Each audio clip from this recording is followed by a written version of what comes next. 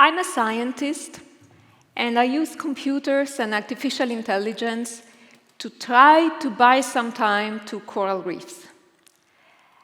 I grew up in Italy, in the northwest, in a tiny village that was closer to the mountains than to the ocean. Then, when I was 16, a Navy World War II veteran posted an ad on the only coffee shop we had in this tiny village. And this ad was for a sailing school that was offered based on grades to high school students. It was the very first time that they opened it to female applicants. I was a nerd, so I had good grades, and my mom saw the ad, and so I ended up learning how to sail in Venice for 2 weeks. That is where my interest, my passion for the ocean started. And I went on sailing all over across Italy, and then I even crossed the Atlantic on a 33-foot boat. My parents still don't know about it. And this is me, happy after a race. I must tell you, I wasn't a very good athlete, but I'm a good cook. And someone has to cook when you are many days at sea. In 2006, I moved to Atlanta to join the Georgia Tech faculty.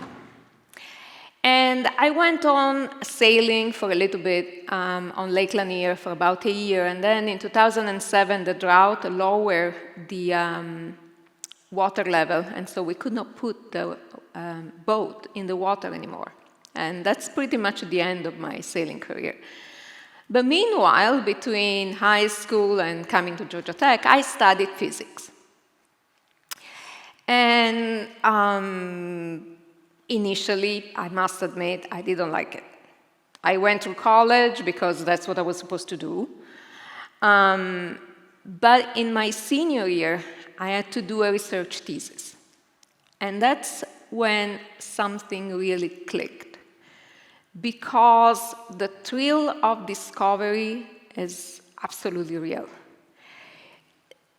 Up to today, some of the most joyful, happiest moments in my life are linked to discovering something new, something that was not understood, figuring out something for the first time. I ended up working with computers, and I ended up working on fluids in general. So modeling fluids, where things go, what fluids transport, and so on. My very first PhD project was about how planets form. How cool is that? Imagine that as star forms, there is a huge explosion, there is a lot of dust. That dust needs to coalesce and form planets. How that happens. But then my PhD advisor suggested that maybe I should think of applying my fluid research somewhere closer to home. And he said, you could try with the atmosphere or with the ocean. Well, obviously, I love to sail, so my choice was easy. I picked the ocean. Here you see the kind of pattern that I study. This is an eddy, which is a vortex in the ocean. And I study eddies, I study where they form, how long they live, how deep they are, what is their role in transporting stuff. And what you see here is the structure of an eddy that is highlighted by phytoplankton. So all that green stuff are tiny algae, and those tiny algae do photosynthesis, the same way as leaves on trees. And phytoplankton in the ocean, by the way, the word comes from Greek, and it means plants that wander. And that phytoplankton produces 50% of the oxygen that we breathe. Incidentally, another Italian was the first one to recognize the importance of eddies or vortices in fluid dynamics. That's the fact that we are Italian is the only thing we have in common, but that was Leonardo da Vinci in 1500. And this is the first drawing ever seen of eddies. And vortices, he called them, and he kind of realized the importance of these patterns in fluids. Then, 10 years ago, a colleague of mine came with a question. She had sampled different colonies of deep water corals. This kind of coral, the one that you see here in the photo. And those colonies were 200 miles apart in the Gulf of Mexico. 200 miles is really not a large distance for the ocean. It turns out that from her genetic analysis, she could see that those colonies have not exchanged any genetic information over 10,000 years. That was extremely surprising because the idea is that you have currents in the ocean and those currents kind of mix everything sooner or later, and over 10,000 years you get the chance to do that. And so she asked me if I could use my models to figure it out if that could be the case indeed. We did, and what we found is that those patterns that I was studying, those eddies, large and small, indeed prevent the exchange of larvae, of baby corals, from the colonies that she was studying. But the reason that a project really intrigued me is that on the spot, just when she spoke to me, I realized two things I didn't know. First of all, I didn't know that there are corals that live 8,000 feet below sea level, which is the case of this species. And second, I didn't know that even those corals that live so deep reproduce through larvae. So once a year, they release billions of larvae in the water. Those larvae float with the currents until, after weeks or months, they find, maybe, the right substrate to attach to. How unbelievable is that? Incidentally, we still don't know what makes those larvae realize that the substrate is the right one. So I started with my group of students to look and study more in detail marine ecosystem connectivity. Corals reproduce through larvae, fish reproduce through fries and larvae as well, and fries, by the way, are baby fish. And those fries and larvae are transported by the currents, and there are some regions in the ocean that release a lot of those, like nurseries, essentially, spots where corals and fish like to release their eggs. And there are other regions that receive a lot of those larvae, and there are regions that are isolated. This kind of dynamics of sources and sink make up for the ecosystem connectivity in the ocean. And what we discovered in the past 20 years or so is that regions that are very well connected can recover much better if stressed. So we move with our work to the surface. Near the surface, in warm waters, we have corals that build reefs. And those corals are very well known to everybody because they have beautiful colors and because they host a huge amount of beautiful fish. What may not be known as well is that the ecosystem that live around corals are extremely important for livelihood and the economy. Because coral ecosystems, so all the fish that live around them, essentially supply proteins to 1 billion people in the world. More than that, the ecosystem services that reef-building corals provide are worth of the order of $10 trillion per year. And this is because, on top of everything, they are really incredibly helpful in protecting coastal area. So it's really the coastal protection is incredible that is provided by reefs. Unfortunately, coral reefs are in danger and are threatened by three main things. And those three things are all human-caused. Those are overfishing, pollution, and global warming. The global warming part is the difficult one to address.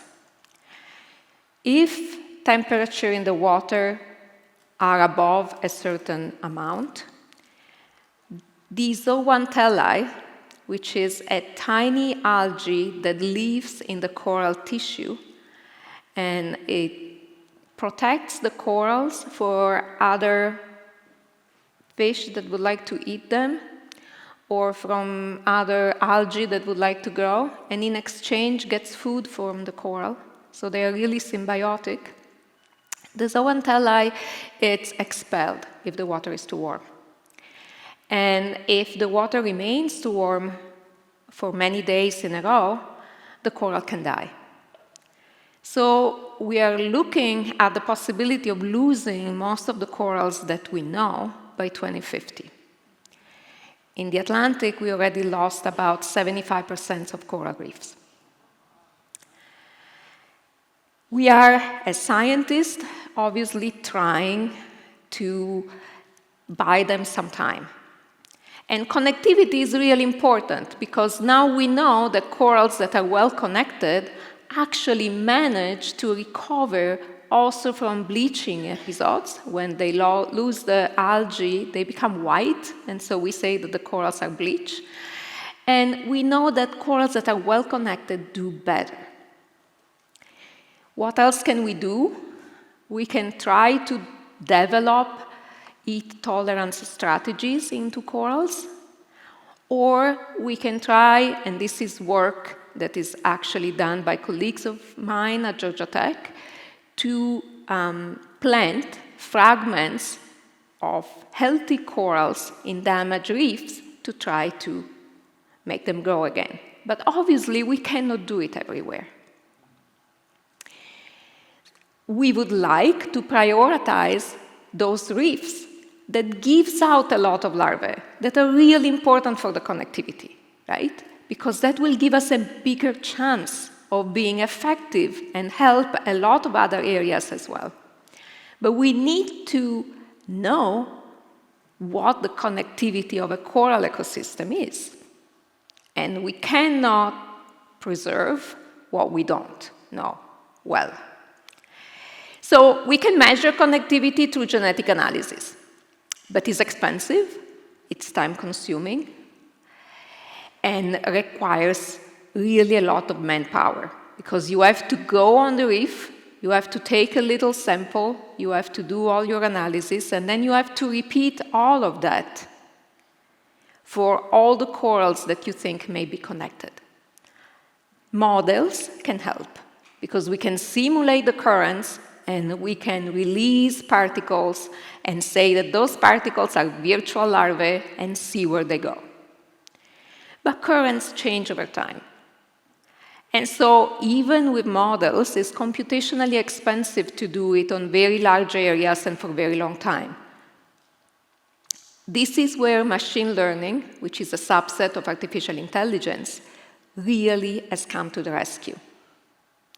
What we did was to create a machine learning algorithm that ingests satellite data for the past 40 years that have information about the currents and give us back a network of ecoregions and their connectivity. So we can figure it out which region is connected to what and how that connectivity changed over time through the whole 40-year period. That's unbelievable. It's the first time that we can actually do that. We tried in the Coral Triangle, which is the biggest biodiversity hotspot that we have on the planet. It's in the equatorial Pacific, And what we found is that the change in the currents between El Niños and La Niñas, it's actually what helps that biodiversity and what helps that connectivity. Because the connectivity in that area is so dynamic, it changes so much from one year to the next, that you actually always have some coral that is not stressed by temperatures, that can supply new fresh larvae to the ones that are stressed. And what I'm going to show you is the final outcome of all that machine learning stuff. And we also, and this was a student of mine who had that intuition, used the same tool that Google developed to quantify how popular are web pages. But we applied it to our networks of ecoregions to see which region was popular. And what that means is that that region is receiving a lot of larvae from the others. And then we build an index that tells us what is the capability of recovery of a given reef. What you see here are the reefs are the dots in red. And what you see on the top is the recovery potential if you just consider thermal stress. And what you see at the bottom, if you, in addition to thermal stress, consider the connectivity. There are a lot of reefs that you would miss if you just consider the thermal stress. That if you just look at the history of the temperature in those reefs, you would say those reefs are gone. And they are not. And we can actually go and check that they are not. And we can actually go and check and find that they are really biodiverse, that they have a lot of different coral living there because they are receiving all those larvae from other places. And so this exercise is telling us which reef we should prioritize when we are going to plant, for example, the fragments that we can develop. It's essentially giving us the possibility to really go into doing pinpoint strategies. We can figure it out how to help them the best in the way that really help keeping them going for a little longer.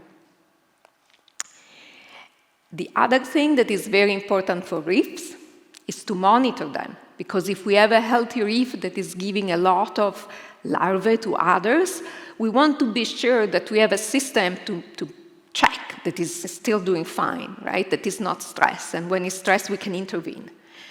And the other thing that is super cool is that reefs talk.